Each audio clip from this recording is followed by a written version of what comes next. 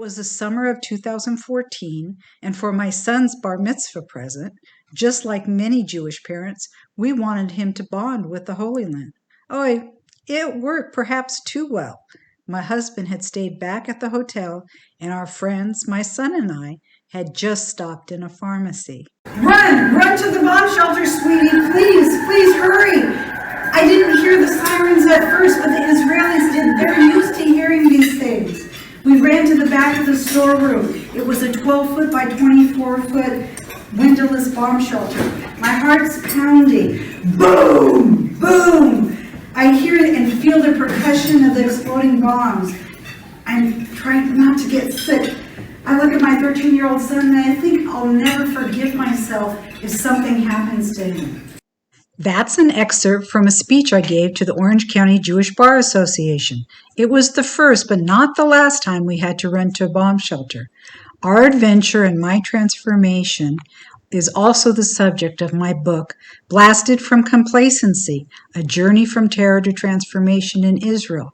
There is no chapter in a parenting book on what to do when a war starts and you're on a family vacation. Think touring extraordinary and sacred sites mixed with cowering in bomb shelters. I'm still trying to get over the Jewish guilt of taking my son to war for his bar mitzvah present.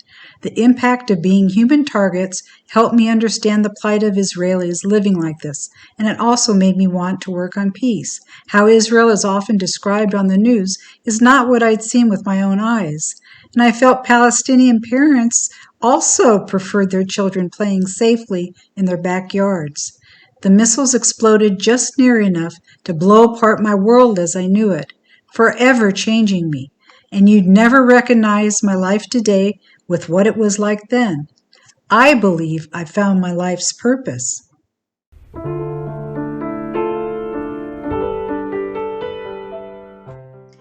Hello, I'm Penny St, and I'm the host of Peace with Penny. Today we will be speaking with Reverend Canon Nicholas T. Porter, Executive Director of Jerusalem Peacebuilders. Father Nicholas is the founder and Executive Director of Jerusalem Peacebuilders. A longtime resident of Europe and Middle East, he is an educator and Episcopal priest. His academic credentials include BA in Soviet and Middle Eastern Studies from Yale, MA in Middle Eastern Studies from the American University in Cairo, MA in War Studies from the University of London, and an MA in Divinity or Theology from Yale University. Jerusalem Peacebuilders' vision is a Jerusalem and a world where Jews, Christians, Muslims, and Druze live together as sisters and brothers in dignity, equality, and peace. Jerusalem Peacebuilders, or JPB, is an interfaith nonprofit organization with a mission to create a better future for humanity across religions, cultures, and nationalities. Integral to that mission is the belief that the future of Jerusalem is the future of the world. To that end, JPB promotes transformational person-to-person encounters among the peoples of Jerusalem, Israel, Palestine, and the United States. They have many enlightening programs bringing together Israeli, Palestinian, and American teens and young adults together in the United States, Israel, and in the Palestinian territories in summer camps, leadership programs, 4-year programs of conflict resolution in high schools in Israel, and adult programs of travel, educator training, and a new program for empowering women. They are creating peace builders by providing them necessary skills to change the paradigm in the Israeli-Palestinian conflict and create a better world. Peace with Penny is excited to show our audience another organization of peacemakers working hard to provide skills to the next generation to improve their lives and others and hopefully change their fate from destruction to one of peace. Welcome, Father Nicholas.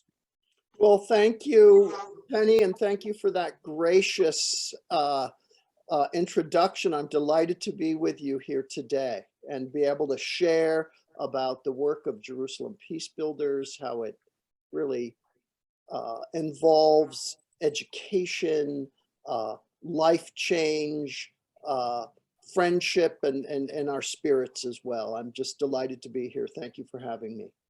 I'm thrilled to have you here. I thought we'd start with, you have a terrific clip, so let's start with that. Sure, that'll be good.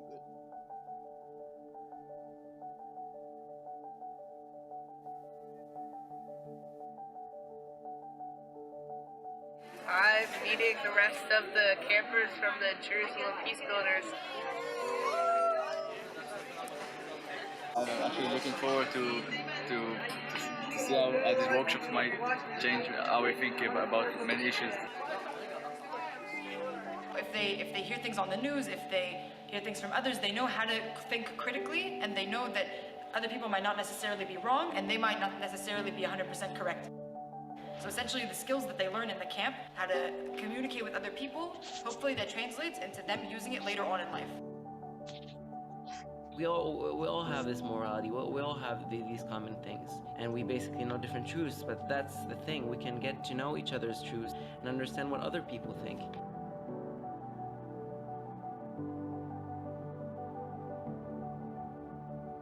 والسماء رفعها ووضع الميزان. I just prayed with Marcel and Ismail at the mosque. I've been to other mosques before, but I've never actually joined in prayer. So that was very interesting. I very much enjoyed it. I've been to a few mosques, but I've never felt as welcome as I did today.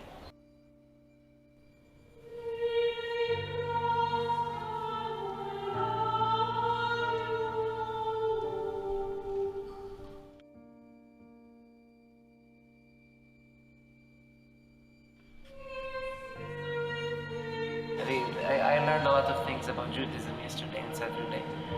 Shabbat prayer. So Judaism is a faith, Judaism is a people, and Judaism, one more level, is a heritage, because we share the same history. ברוך אתה אדוני, אלוהינו מלך העולם, אשר גידלנו במצוותיו וציוונו להדליק נר לשבת.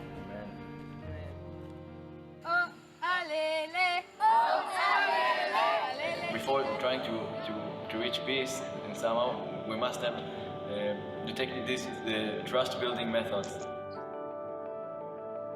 You build trust from just getting to know people. If I get to know people, I can trust them. I can be vulnerable with them. We are from Leaps of Faith. We are from a priest, rabbi, and an imam. We are from bonding, from peace through friendships. We are from a world full of conflict, but we are a world trying to stop it. We are made of love, warm fuzzies, and family time. We are from breaking barriers, from taking down every single stereotype we have. We are from memories that will last forever. We are from 4 families coming into one.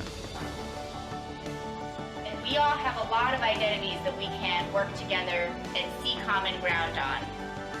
But when we have an identity that is sort of our victim identity, the identity that we feel oppressed by, that one seems to take over a lot more thought in our brain.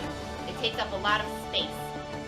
And when that takes up a lot of space, we forget about the other identities that we have, the other ways in which we can connect to other people.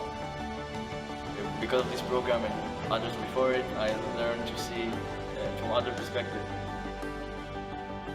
Not only did you change each other and come together as a family, but my pocket, my leg has been buzzing all day from people that you have impacted. People from Palmer, people from the synagogue, people from the mosque. I want you to feel powerful. I want you to feel like you can make a difference, because you've already made a difference and you haven't even gone home yet. We are JPB, Jerusalem Peacebuilders.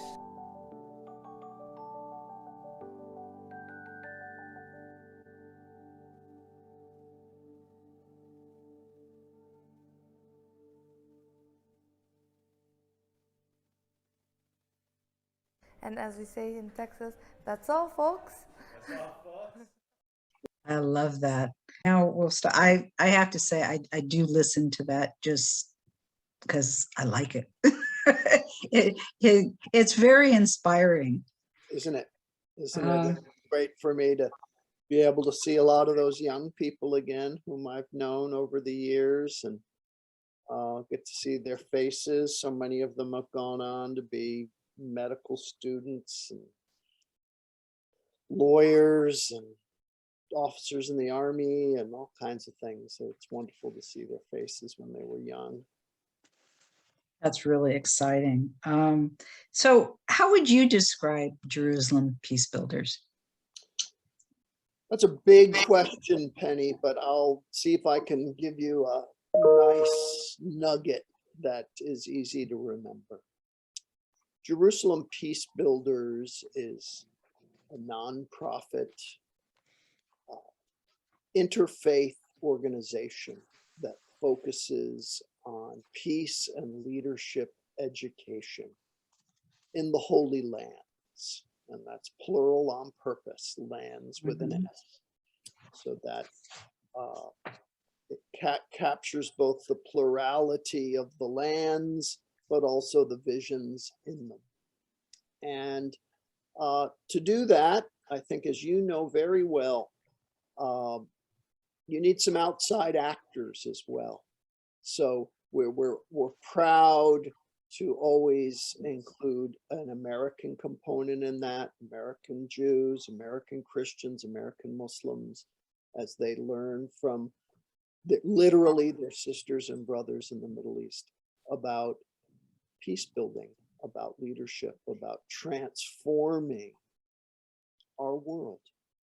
And we believe that Jerusalem is the center of the world. We believe it's a bellwether, a weather vane for human relationships, as well as the future. And that means that's where we have to start. That's where we have our call to do our work, just as you felt your call there in 2014.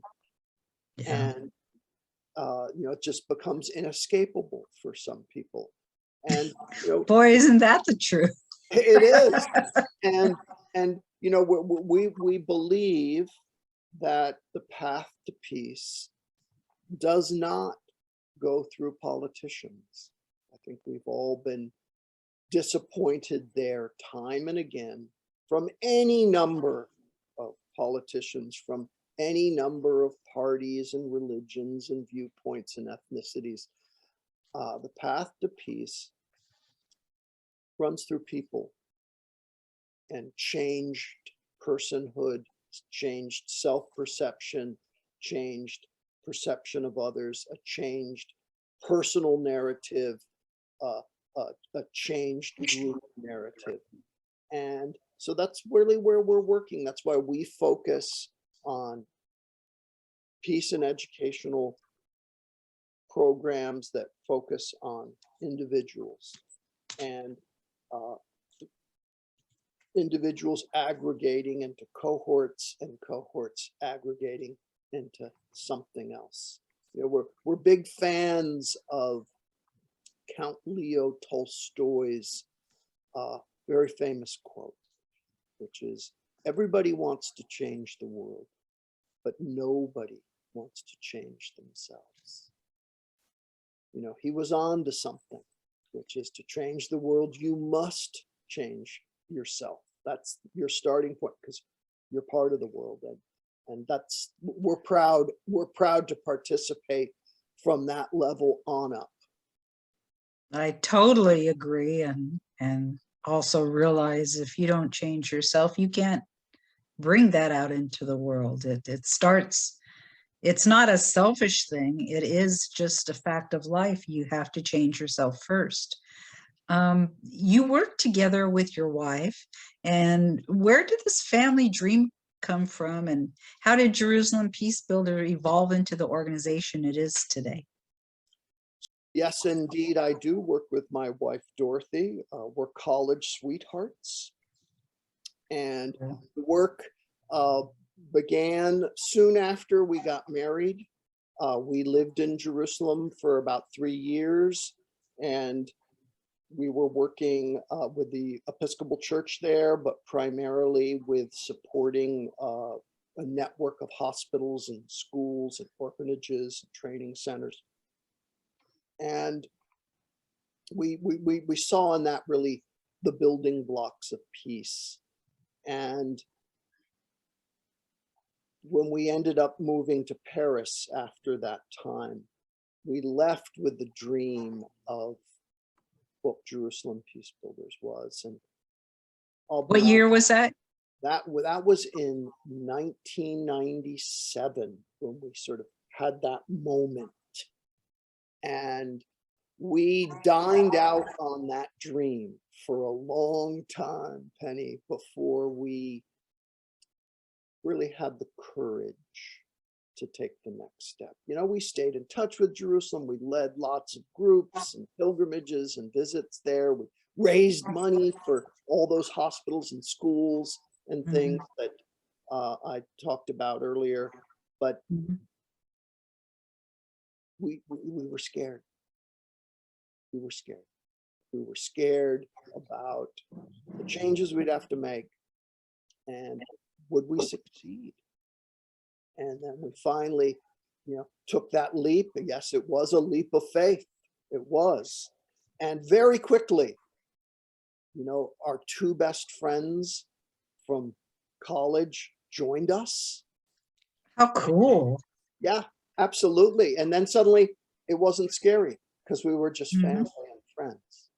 Nice. That's been our model the whole time, is that the way we shape the organization, shape the staff, shape the programming and our relationships, whether it's with teenagers or teachers or people on a pilgrimage, and I hope with the women's empowerment group, that we're family. And that wonderful video clip you showed, one of the young people talks about going from 4 families to 1 family, right? Yeah. Being able to get over all our divisions and reach that kind of unity that is essential, a fluid kind of unity that's essential to peace. So we made that jump in 2011. In 2011, I can remember we ran 1 program and we could only convince 11 kids to participate.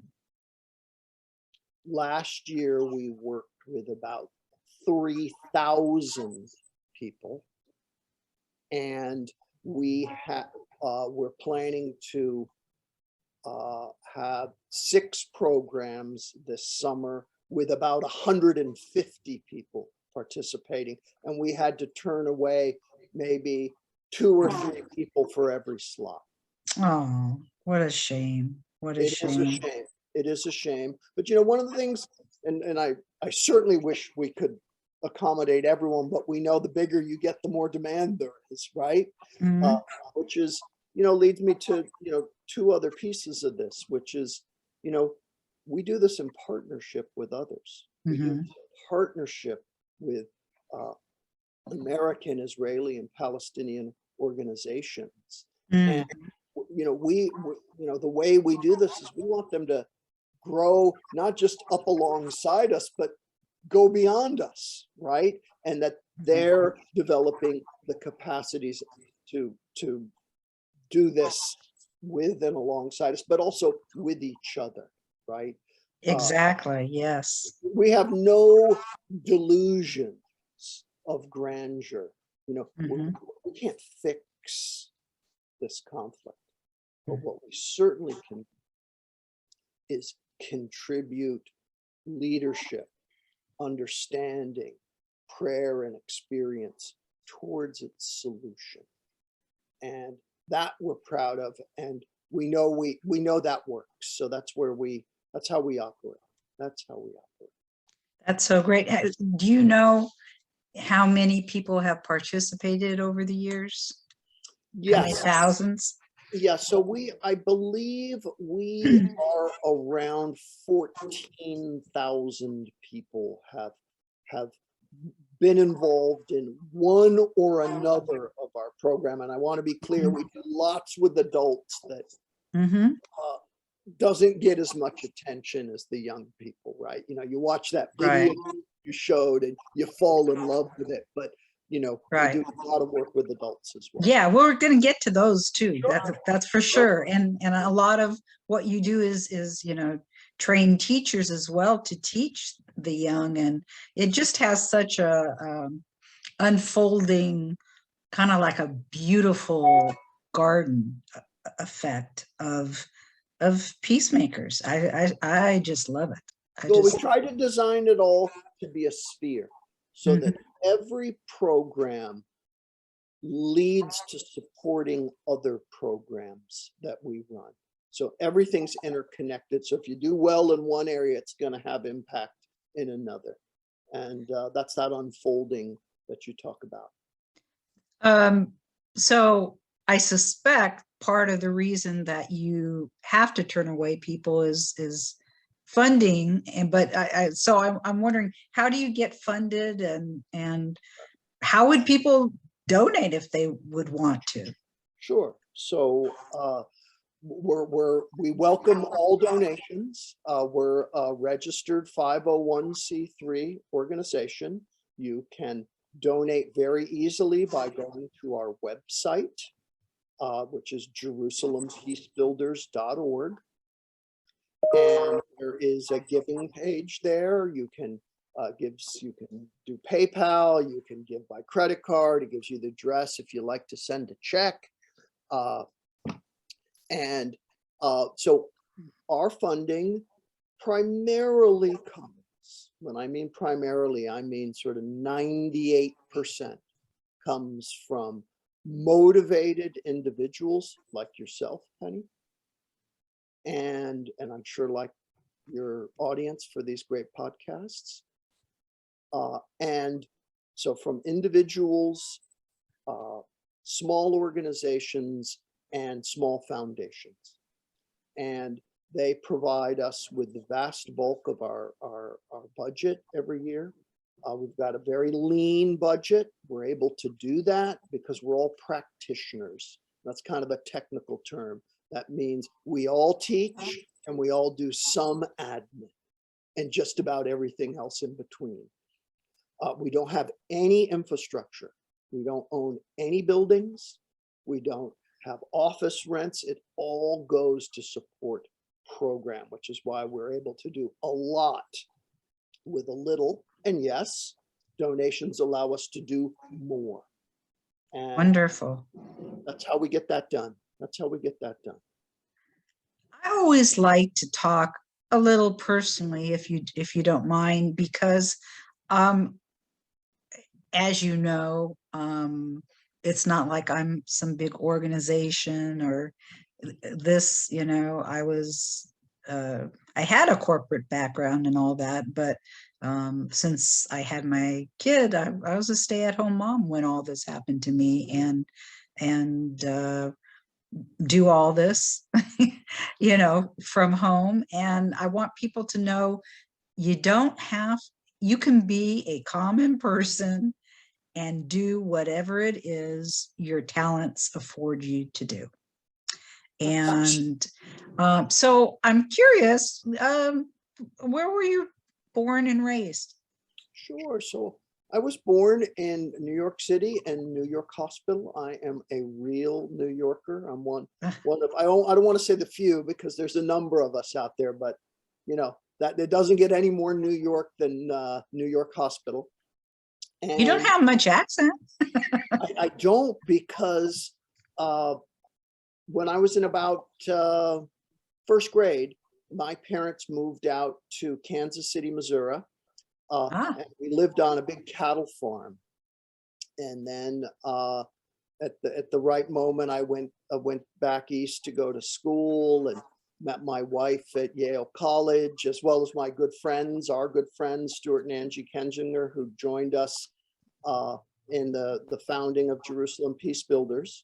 and worked in New York for a while, and then headed off to the Middle East, where I got some of those degrees that you were kind enough to mention, but that's also where I really fell in love with Jerusalem, got seduced by Jerusalem. Yeah.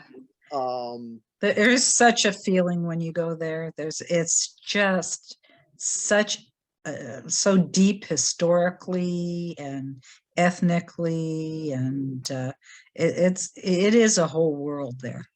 Oh, it is. It is. And, you know, it was really on one of the visits. I used to live in Egypt for a time, and it was on one of the visits up there. I met my father in Jerusalem. Well, actually, he came to Cairo, and we went up to Jerusalem together. He'd never been to the Middle East ever. And so it was his first time.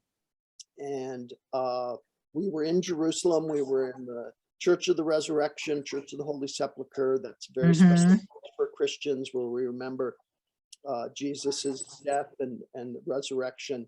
And it's a beautiful, beautiful building. It's beautiful. It's old. It's got all kinds of complicated usage and histories, which can be off-putting, but we were in there and we just had one of those moments that we all know, no matter what our background is, where everything seems so clear. And that clarity spoke to me and said, this is going to be the focus of your life. Wow. What's your ethnic background? So my ethnic background is like many people's, a little of this and a little of that. So my mom's family are Greeks and Syrians, okay, Greek Orthodox. And my dad's family are English and German. So we got a little bit of everybody in us. And I hope that makes me a little more empathetic, right? I hope that makes me feel more empathetic. And today, where do you live and how often do you go to the Middle East? So I live in Brattleboro, Vermont, the Green Mountain State, and have done that since about 2013. And until COVID, I went over to Jerusalem probably 4 times a year. I spent about a third or a quarter of the year there. And but since COVID, I haven't been. I'm looking forward to going over in the middle of well, a little more towards the end of April. It'll be my first time back in over 2 years. I'm completely overexcited. Can barely sit for this podcast. And I'll be there for 2 weeks. I can't wait to get back there. And do you have kids, and did they attend your camps? Oh yeah. So Dorothy and I are blessed with 3 beautiful daughters. They're all young adults now, and all 3 of them have participated in the programs. All 3 of them have been to Jerusalem. I think all 3 of them have also been to Jordan and some other places in the Eastern Mediterranean. And they're all in as well. One of my daughters will be working at one of the summer camps in Houston this summer. Great. And how old is she now? She is 20 years of age. Oh, wonderful, wonderful. So did you grow up with an interest in the Israeli-Palestinian conflict at all, or? None at all. Just None at all. This all happened later? Well, I'll tell you, there was a little inkling. So I can remember this was not something that was part of our household or anything like that. And but I do remember as a boy, would have been an 8-year-old boy, 9-year-old boy, sitting on our kitchen counter when we lived on the farm in Kansas City, north of Kansas City, out in the countryside. watching clips of Walter Cronkite, CBS News, of Yeah. October 73 Arab-Israeli war. Oy. I can remember sitting on that counter. I could take you to the very spot. And I remember looking at those clips and thinking, there's something really wrong here. And as a little kid, I was like, and I want to help fix it. Yeah. And that got lost. That got lost for basically 20 years. And then that came back up. You had to learn some skills. Had to learn some skills, had to get a few gray hairs, get a little gray beard going, you know. That's right. So in a segment of your programs, you have a series of summer camps, and it's based on a system of summer camps. And can you explain about how you built that? And afterwards, we'll get into more details and see some pictures. But sure, love to. And you know, I think this goes to your point that anybody, you don't have to be a specialist to make a difference. So, you know, in my case, I was and am a specialist in the Middle East. But, you know, I didn't know anything about, I knew a lot of people in the Middle East, knew a lot about the Middle East. I didn't know anything about camp. And I didn't even go to summer camp as a kid. Yeah. And I grew up on a farm. You don't go to camp if you live on a farm. Camp farm is camp, right? Yeah. So what we did is we started with the leadership program. So for older teens. Mm. And then we quickly realized that, you know, that's not enough. That's like going to your senior year in high school and saying that's enough. Well, it's not. So then we went backwards and we started a program for sophomore aged teenagers. And then, you know, then you start filling the gaps again and again and again. And the next thing we knew, we had a 4-year program. And that was really the genius of one of my colleagues. His name is Jack Karn. He runs our programs down in Houston, Texas for us, which is really where our American hub is. And it's a 4-year sequential program. And those 4-year programs, so after your freshman, sophomore, junior, senior year, and that camp program really parallels and brings out the best of our in-school programming. By in-school, I mean that in different parts of the United States and in schools in the Holy Lands, we run classes in schools.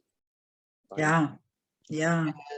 And, from those classes, sometimes a school has us come and do a day. Sometimes a school has us come do, you know, an hour and a half for 12 weeks, right? I mean, they're all different sort of shapes and sizes, but out of those programs come the young people who join the 4-year summer program. And we're blessed with a very high rate of retention. So we are over 90% of young people who start with us finish. Wow, that sounds just huge. It is huge. You know, some of those numbers were disrupted by COVID. Oh, sure. Everything But was. going into COVID and what we're seeing in our admissions this year for this summer, it's around 90%. And what we did is we've actually decided to double up one of our programs because we just said, you know what, why don't we just admit this whole other set of first timers because it's time to grow. It's time to grow. It's time to give them a chance. I don't suppose I could talk you into thinking I'm 14. It sounds like such a fun experience, and a learning experience. Well, that's it. And I think that's the genius of the new educational approach, experiential learning. which Yeah. is you're learning rather than being taught, and you play to learn. Yeah. And this is one of the keys of helping young people get over all these, you might say, collective narratives that want to divide them from each other. Yeah. You can connect, and you might say, and play in the sort of biggest sense of that word. And Right. then suddenly, once they in play, you develop trust. And once we have trust, we get to friendship, and then we can start talking about that. Yeah. I'd like to get into first the one of, well, your actual starting point with the 14. Voyager. That's right. That's down in Houston, Texas at Camp Allen. Yeah, if you could talk about some of these pictures. I know that, you know, you've talked a little bit about what are the opportunities here? Sure. So Camp Allen, which is a camp of the Episcopal Diocese of Texas, a beautiful facility in terms of sort of church camps. It's probably the premier church camp in the United States. So bringing the young people here, a key part of peace building for young people or adults, but we're talking about young people, is getting them out of their home context so that they can grow. They're not being confined. They're not kept in a pigeonhole, right? So they come here, and for many of them, they've never been to any environment like this in their whole life. And so it's co-ed, it's interfaith, it's co-ed, you know, there's boys' dorms and girls' dorms and all that kind of thing. It's all, you know, kosher food. It's all, you know, supervised and comfortable so that they can enjoy the difference of living together, right? Christians, Muslims, Jews living together in a dorm. Probably never done that before. Been in a big outdoorsy kind of place like this. Probably haven't done it before.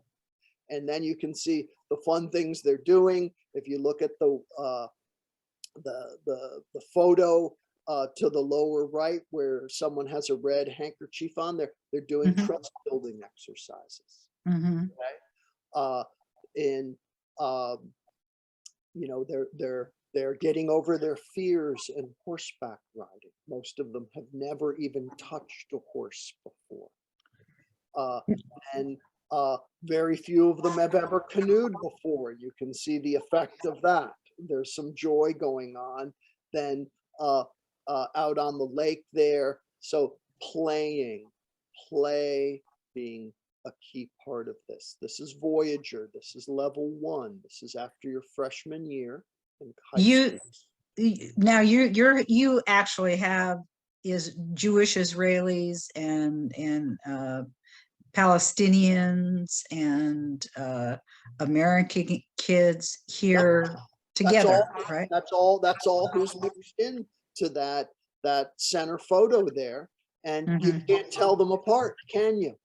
Of course not. You can't tell them apart. And in fact, the photo of the 3 young women, that's a Christian, a Muslim, and a Jew from the Holy Lands right there, looking like sisters of Abraham, exactly who they are. So this is Voyager, Penny. This is the introduction. This is the let's get to know ourselves and each other. Right. And you're also teaching things like group dialogue and identity training. And that identity training is really happens a lot in the Voyager. It runs through all of them, but identity training, knowing who you are, you know, who your neighbor is, who you are together. That's really the primary focus of Voyager, and all these activities you see here can both make that happen and reinforce it, propel it along, fuel it. You've got Israelis and Palestinians, most probably for the first time, in Israel, they live right next to each other, but there's not a social interaction. Now, all of a sudden, they're there, they're together, and each has all of these perceptions of the other. Yep. How do you deal with that? And I'm interested what it's like in the beginning and what it's like at the end of camp. And camp lasts, what, 10 days or 2 weeks? Or somewhere between 10 days and 2 weeks. That Voyager is more 10 days because they're young kids. They're 14-year-olds. Right. And away for the first time. And that's as hard on mom and dad as it is. So yeah, I want to get to the parents too. Who are these parents who send Israeli and Palestinian kids to a camp to be together? But anyway, well, I'll tell you who they are in brief. They're very courageous parents who have the same dream as you and I do. Right? A dream akin to ours, which is a dream of peace, a dream of unity, a dream of a future better than the present. Yeah. And, so in the beginning, okay, they're getting off the buses. In the beginning, we've done some work with them, right, before they arrive. Oh, okay. So remember, we've been in the schools. We've been in the schools. Right. Brought them together a few times before they even get to camp. All right. Don't underestimate the awkwardness of a 14-year-old boy. All right. So in the beginning, or the relief of the parents, I guess, when I think of a teenager sending them away for a while. Absolutely. Teenagers are really rough. and so they're definitely atomized and divided when they arrive. They all come with their own prejudices and stereotypes and hurts and dreams. Right. I don't want to down because that's why they're there. Right. They believe enough in a better future of peace, and I'm going to call it fraternity, unity, than the current situation. And it takes time because, of course, they're all steeped on, stories and experience and a whole social system that teaches them to turn their backs to each other. Yeah. Do the Palestinians have to keep it a secret because of the whole normalization move? We're careful with that. Absolutely. And that comes and goes. And some years we don't have pictures of anybody's faces. Yeah. Yeah. I mean, obviously I run into that a lot with the peacemakers. Yep. Absolutely. And we're just sensitive, and we even some part of the forms are, is it okay to take a picture of of your child? And some parents say yes, and some people say no, and you respect that. You work with it, right? You got to meet people where they are. So all that playing that you saw and more makes them go from slowly turn from back to back to face. Yeah. Okay. And one of the things that happens with face to face is not only do you see the other, but you recognize yourself. Yeah, of course. It's, the way they're portrayed in each world, they're not necessarily portrayed as humans, even in textbooks, from what I understand, when they analyze some of the Palestinian textbooks, that Jews are portrayed as dogs and animals. And so not necessarily these kids, but if the culture is such that you're really dealing with extreme culture on both sides because of all the killing on both sides. And It's, right. it seems like a steep hill, or, I mean, how do you get up that hill in 10 days?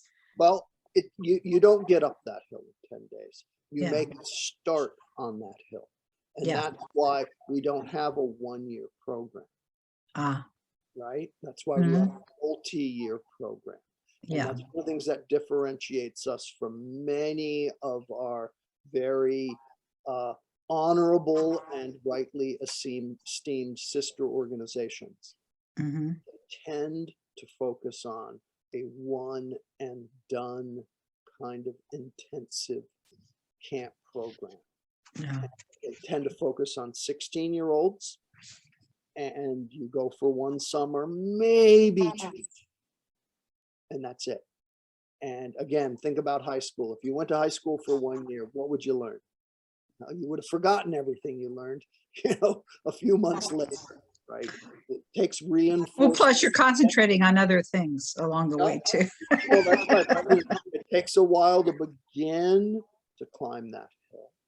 And, we always want to remember that, we're not going to take those kids up that hill. They're going to take themselves and each other up that hill. Mm-hmm. So hopefully when we're doing our work well, we are giving them the skills, the relationships, and the experience to continue that trajectory, throughout their life, whether they become diplomats or teachers or business women or whatever they decide to do, that they'll take your non-specialist approach into their life and change how they go about things.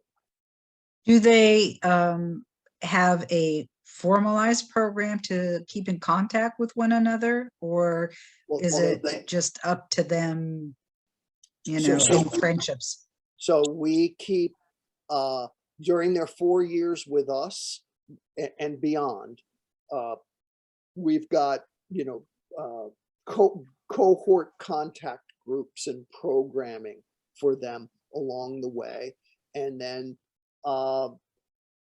into their being alumni, and alumni sort of come and go, they'll be there initially for the first, let's say 2 or 3 years, and then they flake off for a while because they're in their 20s and they're doing other things.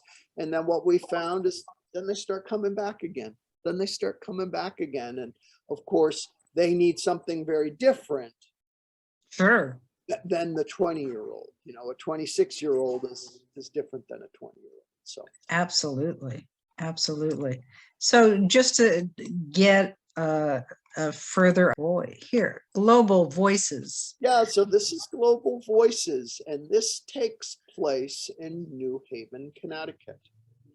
And the other is in Texas, correct? Yep, the other is in Houston, Texas. The camp is just outside of Houston, Texas, and the program takes place in the camp and in downtown Houston. This is Global Voices. This takes place, they live in downtown New Haven, which is a vibrant but gritty urban environment. It's right next door to Yale University, and Yale University is very generous to us in the use of welcoming us to enjoy their facilities and some of their resources there. And this program builds on identity and really wants to focus on communication.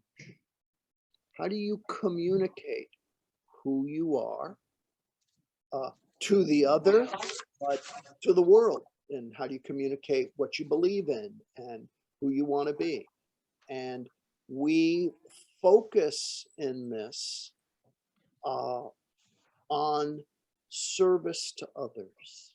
So you see in the center there, the welcome refugees welcome button, and right below, the young people are helping, they're taking supplies to help a refugee family move into their home. And wow. Yes. And, we connect this all to spirituality and religious tradition and belief.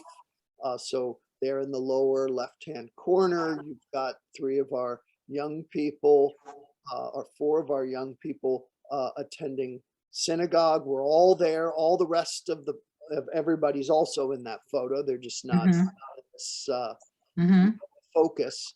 And they'll attend a mosque service and a church service, all with the themes of connecting these great Abrahamic religions to serving others. You please God when you serve others. There's a blessing to the world when that takes place. And so how do we express ourselves? Not just with words. Yes, with words. Words are important, but by deeds, you know. In Christian scripture, there's a great passage that says, you know a tree by its fruit. You know a tree by its fruit. Not by what it says to you, but by its fruit, what it produces, what that life produces. And so that's what they focus on here. They also, you can see in the corner there, above the shot from the synagogue, there's one of our students teaching a young woman how to write English. So do a lot of work with refugees around language, moving into their home, mathematical skills, geography, and then those experiences that produce refugees, war, violence, racial hatred, violence against women, become the entryway where we get to do those harder dialogues about life in and between Israelis and Palestinians. So rather than saying, hey, I want to talk to you about this, they get to experience it during the day in a very visceral way. And then we're prepared to talk about not those Iraqi or Guatemalan refugees, but about the members of the group talking to each other. And you see how that shift right there. Yeah, that's experiential learning at its best, right there. Unfortunately, with what's going on, obviously today with Russia and Ukraine and all of the refugees, are you seeing any kind of influx or anything going on as far as in your existing relationships that will impact what you'll be doing with that segment of your program? Absolutely. So that basically the televisation of the Russian-Ukrainian war, the Russo-Ukrainian war, is bringing it home to everybody. Yes. And sensitizing everybody. Yes. And when that sensitization, when we are in New Haven this summer, probably working primarily with Afghani refugees, will, I think, give a sense of both urgency and energy to those conversations this summer. It's going to be all very close to the surface. And that's where the trained facilitators who lead these dialogues is key, because you've got to go deep without igniting a storm. That's very delicate work. Well, I noted even when I watch the news and I hear the sirens and I hear the bombs exploding, you know, I don't think I've got PTSD, but I think I've got a little bit, you know, when you experience that, you have a visceral reaction to it, that it's the television of what's going on. is horrid to watch, but good for teaching people, getting a flavor. It's not like, like when we were in bomb shelters and you felt even the bombs, Iron Dome was exploding the bombs, way up in the sky, maybe miles away at times, but you feel the percussion against your skin, and you don't forget that. You don't forget that. And so I'm wondering about, as far as these students, particularly the Israelis and Palestinians who, unfortunately now still are living that, and these other folks from Afghanistan, from what you're saying, it's a whole other level for them. It is. When you talk about these things. So I really could relate to what you're saying. And it's very, the dialogue facilitators go through all kinds of specialized training to be able to lead this, because you have to practice the do no harm rule, right? Yes. You don't want to trigger someone so that that they that they're hurt by bringing up the topic, by remembering. Right. This is about helping them release it. Yes. So they can better understand what it's done to them, so that others can understand how this has affected them, right? That's the other key part about dialogue. Dialogue is not a group negotiation. Dialogue is hearing from one another on a challenging, deep question, right? Dialogue questions are super hard to write because you don't want a yes/no answer. You got to, structure the question so people have to reveal about themselves. But and it's very personal. What happened to me is not what happened to you. Well, but that's exactly the point, is that we're exchanging, and we understand each other, and it's a process of rehumanization, right? And once we're both humans, then we're connected. But even people on the same side, people on the trip with me, nobody else was impacted like I was. When we were on the trip and bombs were flying, they didn't understand, once the bombing was over, they didn't understand why I didn't just move on, why I, couldn't drop it, why I let it change my whole life. Well, I'm glad you didn't. Well, I don't believe I had a choice in that.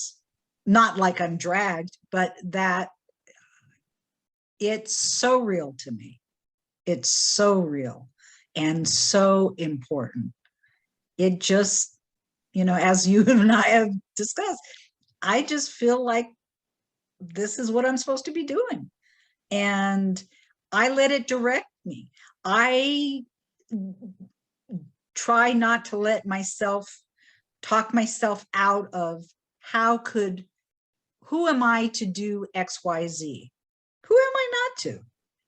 It's what I'm supposed to be doing.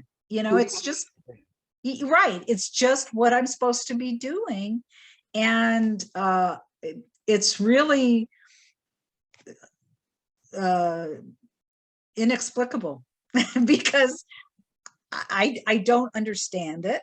I just know in my heart, in my soul, in my direction, it is what I'm supposed to be doing. And I want to hasten to say you're reclaiming part of something that is integral to what is America. Because before the Second World War, really before the Cold War, everyday ordinary Americans in vast numbers were involved in what we might call foreign relations, making a difference in the greater world. Foreign policy is, of course, rightly the exclusive reserve of the government. Yeah. But foreign aid and relations, that's everybody's job. That's, if you're a human being, that's your job, part of your job. Yeah. We've talked a lot about the various, you've got a 4-year program with the kids. As I see time going on, I want to skip over to the adult program. Sure. The Excel Institute, for instance. Can we talk about that? Because you're teaching teachers. We are indeed, so our listeners know, we looked at the first 2 years of the youth that goes on for after their junior year, and then their senior year, and the senior year is leadership, and it gets them really activated to be able to create change at home in an effective and realistic way. So this is the Excel Teacher Training Institute. We're very proud of this. This came into being in 2019. And we do it in partnership with an organization called Rhetorica. And Dr. Ilyas Farah is the executive director of that. And Dr. Ilyas is in the photo where I am in the red shirt. He's on the other side of the gentleman with the peace picture. And Dr. Ilyas is a very unusual man with many skills and much history. But what he also does is he is on the faculty of the Oranim Teacher Training Program and School in Northern Israel. It's one of the schools, one of the few graduate programs where Israeli Arabs and Israeli Jews study together, right, to become teachers. Wonderful. And so we run this teacher training program. How does it work quickly? It works because teachers need continuing education credits to advance in their career, but also to get a pay raise. We have put together accredited curriculums in our teaching that are certified by the Israeli Ministry of Education, so that these teachers can participate in our programs and get the credits and get a pay raise. Wonderful. So what's the goal? The goal is twofold. Well, the goal is manyfold, but in the short term, they undergo a peace and reconciliation process themselves. They learn improved English language pedagogy skills. They are then empowered. Excuse me, I had to look it up myself, but can you explain what pedagogy? I can't even say it. Pedagogy. Skills are.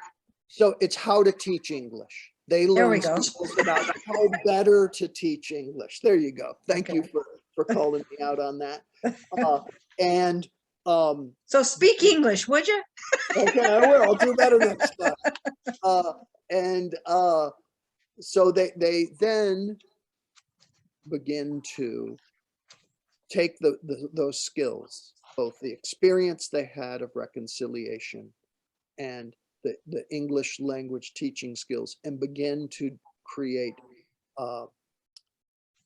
combined school programming. Because in Israel, we're talking about Israel proper, Arabic speaking students go to different schools than Hebrew speaking students. And so this is, they get out of their school and meet together to have the young people start learning together. Doesn't sound like a big deal to us. Huge deal in Israel. It's a huge deal. Oh yeah. For sure. And then what we've learned is the teachers that have done this, yes, they're doing that, which contributes to social healing in the country. Most of the teachers are women.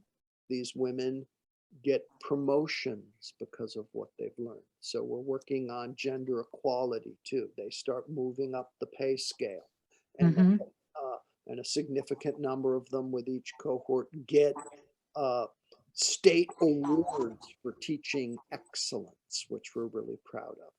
And, wonderful. and then last year, just so that we can talk about some other things, I'm sure, is the program grew from a one-time program at Cambridge University, meaning you did it one season and you were done, to, a 3-level program, kind of like the kids. You do your first level in Jerusalem, and you do an intermediate level in Nazareth, and then only after you've completed those 2 can you advance to the 3rd level at Cambridge University. Very prestigious, intensive, great adventure. And the plan for all this, Penny, is that these teachers will begin teaching the JPB curriculum, the stuff that normally we teach. They'll start teaching it themselves in their schools. Wonderful. And that will allow us to scale it up and also to have greater impact. Fabulous. Now, you have so many incredible programs, and I wanted to concentrate on, a little bit deeper on some of the teens programs, because that's where it all begins and builds. And you have many, many programs that we haven't even talked about, but you also have adult programs, and we begun to touch on those. You have an educational travel and pilgrimages segment as well. What is that about? So that is once or twice a year, Jerusalem Peacebuilders leads or is contracted to lead a group of adults to different parts of the Middle East. These days, that's gotten a little harder, right? Yes. But for many reasons, unfortunately. And we've taken people all over the Middle East. These days, we focus primarily on the Holy Lands, Israel, Jerusalem, Palestine, and Jordan. Petra, right? And Petra. So we're so in a few weeks, I'll be taking a group of women and men around Jerusalem, parts of Israel, and these hospitals in the West Bank.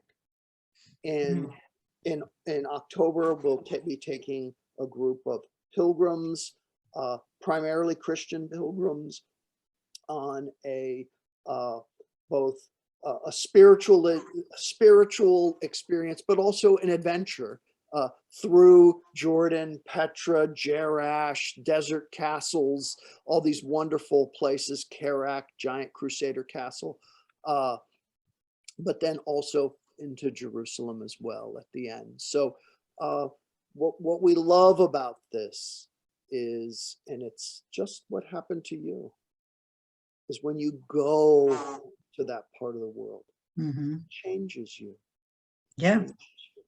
And so many of these women and men become volunteers and educators and supporters of JPB, and their lives are transformed for the better. So we're all in.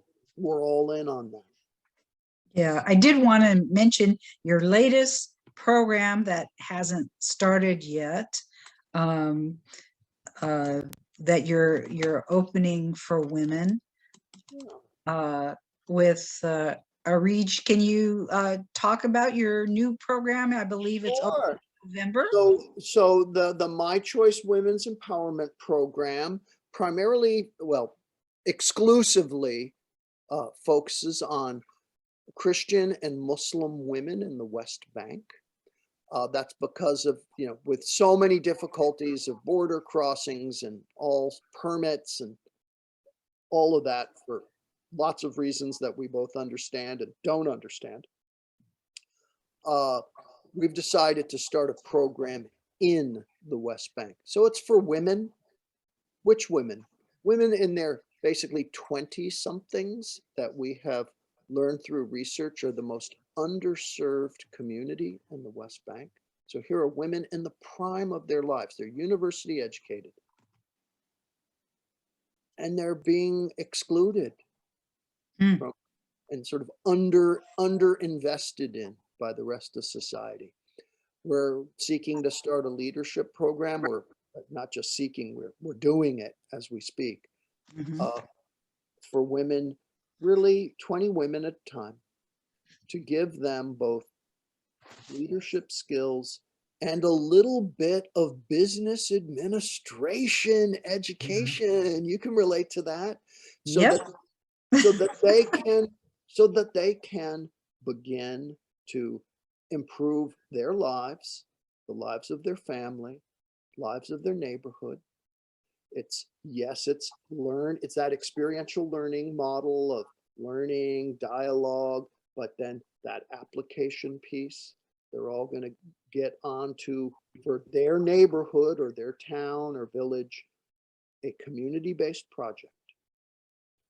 We're going to get them paid internships so they can get work experience and to work on that project, with the idea that over time, it's a three-year program, they will reach a certain level of success with that project, which will give them the work experience they need, give them income, they'll get a network, a human network going there. But also, if you're able to bring a paved road to your neighborhood, or perhaps running water, or electricity, or a bus stop, it's far more likely you will also be elected to your town council. And we know in the West Bank, in Palestine, women are vastly underrepresented in governance and the formal economy. Oh, this want to contribute to change there. We want to contribute to change. This is different yet the same when you say I could relate to it, because I grew up in corporate America during the 70s, 80s, 90s, being one of the first female managers, et cetera, consultants, et cetera, through the years. So that process, what is that? That's a woman in that position, et cetera, and unfortunately today, even in the US, it's still so far behind. Was during the Grammys, I'm still laughing with the three comedians who are women who began, who were the host of the show, and the beginning joke was, the reason that they were three women doing the host of the show is because they could get all three for the price of one male. And it's not good, but it really was funny.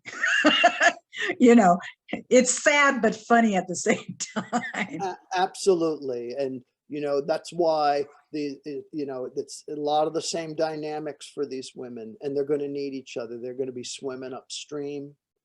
They're going to face a lot of resistance, a lot of prejudice, a lot of exclusion. They have a real strong cultural issue going on there. They do, and we want to empower them to be able to make those changes on the edges, what I'm going to call positive change on the edge. And, that's why we're focusing on, sort of the business training, right? There are jobs in the West. There's a very high rate of unemployment in the West Bank, close to 30%. But there are jobs there. But all the jobs, it's one of these catch-22 things. You have to have 3 years work experience, but no one will give you any work experience. Yeah. So that's why we want to get them those paid internships to help make that change. And, I want to switch out of this to just a story that I think. Make it quick though, because we're running over time. Yep. Well, you're going to edit me out. But Okay. Well, what I want to share is a story that's about the women. mhm. It's about a young man, but it's what we seek for the women and all our young people. We have a young man.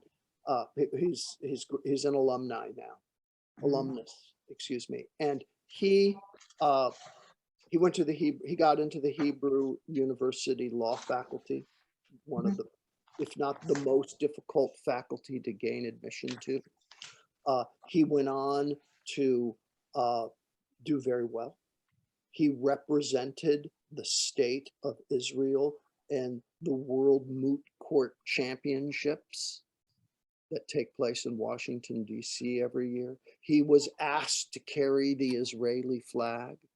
Doing that, he also went on to win the law prize for the state of Israel. Wow. He's not Jewish. He's actually a Palestinian Christian. I thought you'd probably get to that. Right? Yeah. So what happened there? We invested in someone's leadership, and that allowed them to achieve. And as he achieved, he empowered other change around him to the point that he was able to break through a glass ceiling. Not even 10 years ago would a non-Jewish person be awarded those honors, right? And here he is, through his, incredible humanity. He empowered others to claim their own and to say, you know what, this is the best qualified person, right? Male, female, Arab, Jew, we give the prize to the most qualified person. And that's really what we're seeking to do through everything that we're trying to do. Well, that success story sounds like a great way to end this. Thanks so much, Father Nicholas, for sharing with us all the wonderful projects that Jerusalem Peacebuilders works on, moving toward more peace-filled relationships and a better future. Next week on April 19th, we'll be taking a break for Passover. We want to wish you Hag Pesach Sameach, Selamat Ramadan, and Happy Easter. It's a great time to catch up on previous Peace with Penny shows, which you can find on www.penny.com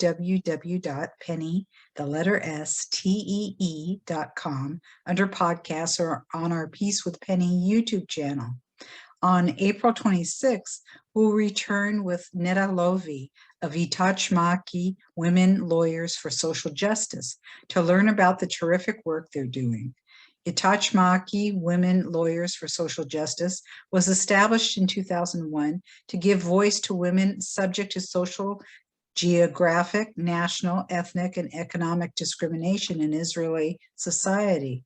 The association's vision is that Israeli law will reflect the unique perspectives of women from all social groups and ensure that they are able to fully exercise their rights.